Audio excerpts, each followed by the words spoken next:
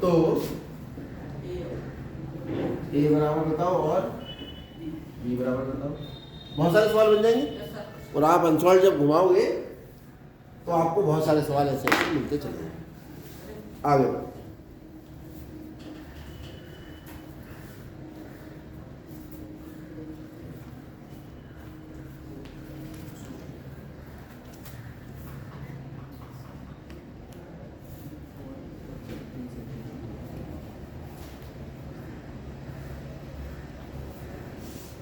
ये हमने कल भी बताया था।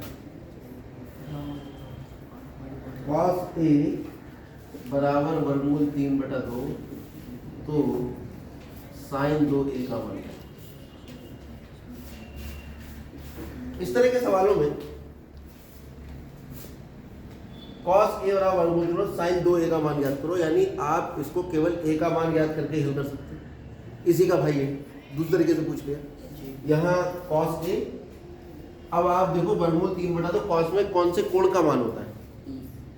देखो cos 30, कितने का मान होता है? cos 30। तो ये कोण याद रखना, cos 30 डिग्री मान हो गया इसका, तो cos से cos कैंसिल हो गया, a बराबर कितना आ गया? हमें निकालना है sin 2a, 2 गुणा 30 sin 60 डिग्री, ये भी होता है वर्गमूल 3/2। ऐसे वो कुछ भी कह सकता है, कॉस देके tan पूछ सकता है, tan देके cot पूछ सकता है। यानी अगर आपको त्रिकोणमितीय अनुपातों के लिए 0 से लेके 90 डिग्री तक के मान याद हैं, 0, 30, 45, 60 और 90, जो त्रिकोणमितीय सारणी हमने बनाई थी उसको बनाने का तरीका भी बताया था, वो बन जाती है, 1 मिनट नहीं लगता उसको बनाने में। ठीक है, उस तरीके से सबसे पहले आप एग्जाम में जाके पेंसिल से रफ कार्य लिख के पहले त्रिकोणमितीय सारणी बनाएंगे, उसके बाद आगे का कोई काम करेंगे, क्योंकि त्रिकोणमितीय सारणी बनाने के बाद आपका लगभग 2-3 नंबर का काम तो तुरंत हो सकता है। ऑब्जेक्टिव भी पूछ ले कि sin 30 का मान, cos 60 का मान, tan 45 का मान। ठीक है, चलिए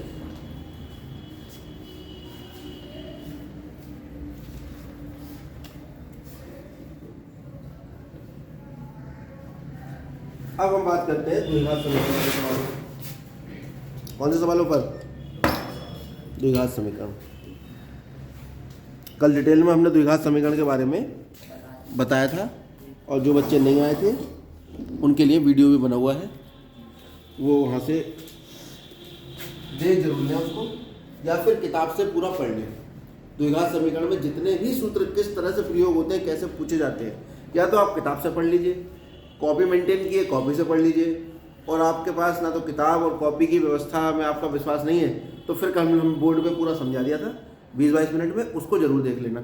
उसके बाद ही आप ये वाले सवाल इस तरह के हल कर पाओगे। जो बीच में कंसेप्ट यूज होंगे वो मैं बताता जाऊंगा। जैसे ये क्वेश्चन कि x² माइनस 2kx माइनस 6 बराबर 0 का एक मूल 3 है, तो k का मान, find the value of k if that quadratic equation have their root as 3। कल हमने बताया मूल होते क्या है, बहुत विस्तार से। मूल को हल करें, मूल क्या कहते हैं? और मूल होते हैं, अगर द्विघात समीकरण दिए तो चर देखो कौन है इसमें, कौन है चर? अरे चर, अचर का मतलब होता है कांस्टेंट, और चर का मतलब होता है वेरिएबल। वेरिएबल मतलब बदलने वाला, अचर जो बदलता ना हो, चर मतलब चलता रहता हो हर समय। ठीक है, ऐसे समझ लो, तो चलता रहता है, अचर कहीं नहीं चलता, यानी कांस्टेंट। तो बताओ अभी द्विघात समीकरण में चर कौन है? कौन है? x। कौन है चर? x। अब घात 2 लगी है तो x के 2 मान होंगे जो इस समीकरण को संतुष्ट करेंगे, यानी समीकरण के LHS में रखोगे तो RHS के बराबर आ जाएगा। उन्हें ही हम समीकरण के मूल या समीकरण के हल कहते हैं। अब यहाँ पे x का एक मूल कितना है? 3। तो समीकरण का एक मूल क्या है? 3 है, यानी समीकरण का एक हल क्या है? 3 है। यानी ये हल का मतलब किसका मान है? ये x का मान, क्योंकि द्विघात समीकरण में जो चर होता है उसी के मान को हम हल कहते हैं। अब आप कहेंगे क्योंकि x बराबर 3 द्विघात समीकरण कौन सी है? X square minus 2ax minus 6 बराबर 0 का क्या है?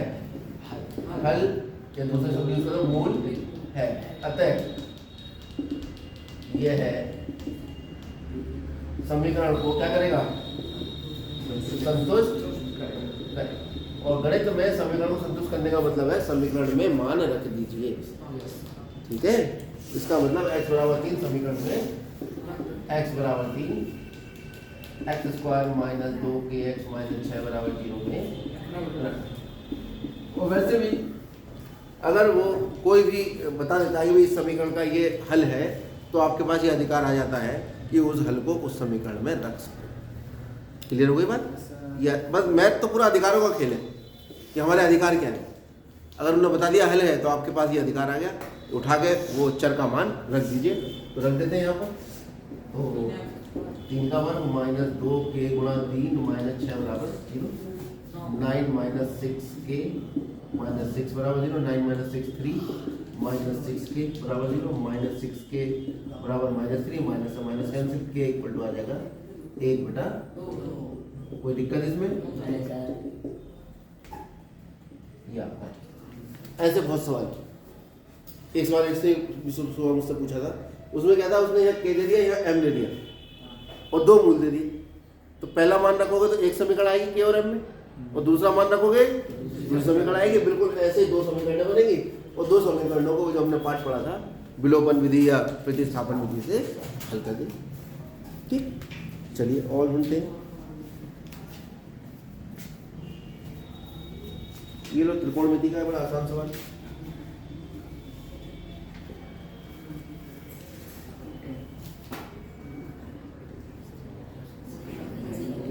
इसका मान ज्ञात करना है।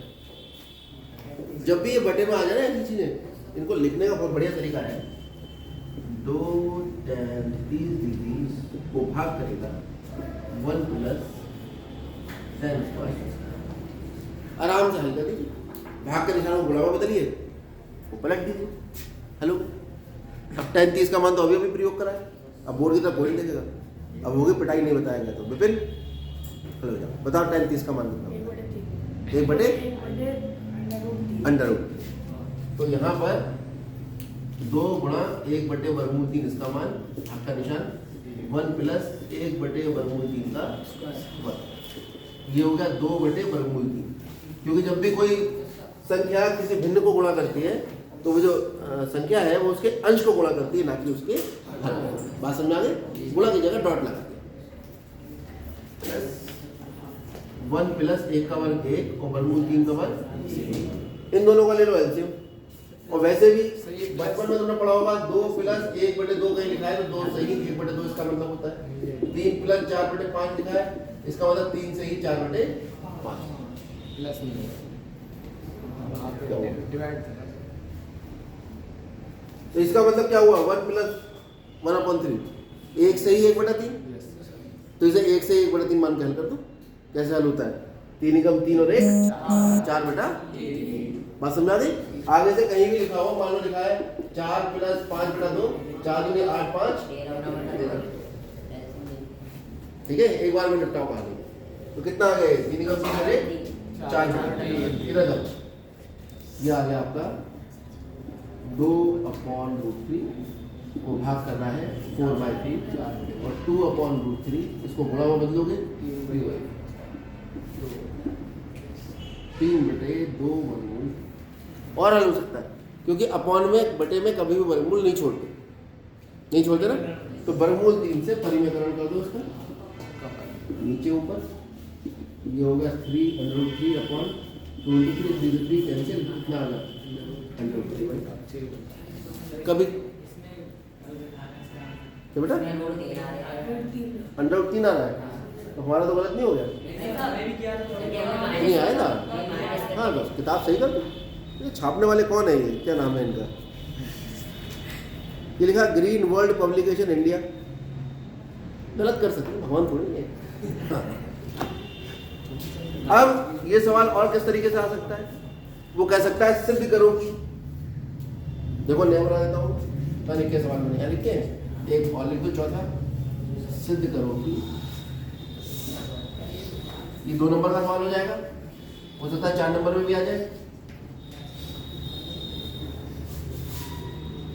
बराबर साइन 60 डिग्री,